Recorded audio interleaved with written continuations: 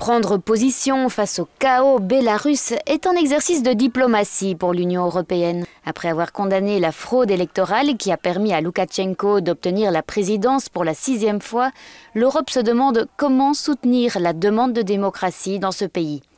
Bien que l'opposition affirme qu'il ne s'agit pas d'une révolution géopolitique, les liens étroits entre Minsk et Moscou font du Bélarus un champ de mines pour l'Union européenne. Selon les experts, Bruxelles doit faire preuve d'humilité.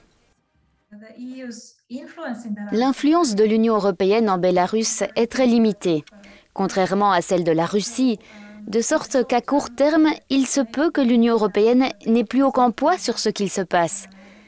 Néanmoins, je dirais que le soutien humanitaire, moral et pratique aux manifestants bélarusses et à la société civile est très important.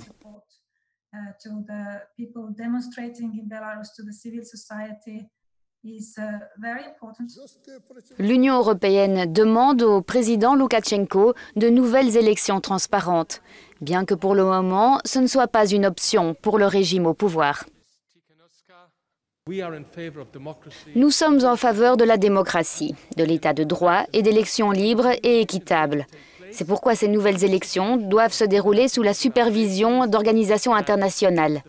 Et la meilleure, de mon point de vue, est celle de l'OSCE, car cette organisation regroupe non seulement des pays européens, mais aussi les États-Unis, le Canada, le Bélarus et la Russie. Les dirigeants européens menacent d'imposer des sanctions ciblées contre les responsables de la violence et de la falsification des résultats électoraux. Toutefois, les critiques affirment que ces sanctions affecteraient indirectement la population, sans pour autant être un moyen de pression efficace sur le régime. Les sanctions sont toujours à la limite du supportable. Je pense que ce que l'Union européenne a fait correctement, c'est de rejeter les résultats des élections au bon moment.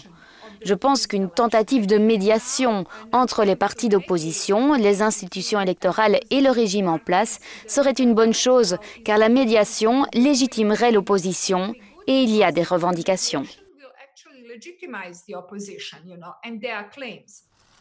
Pour l'instant, le Kremlin semble être le seul interlocuteur de Loukachenko. L'enjeu est de taille pour éviter un autre Maïdan comme lors de la révolution ukrainienne. Et le désengagement des États-Unis donne à Bruxelles une raison de plus d'agir avec prudence.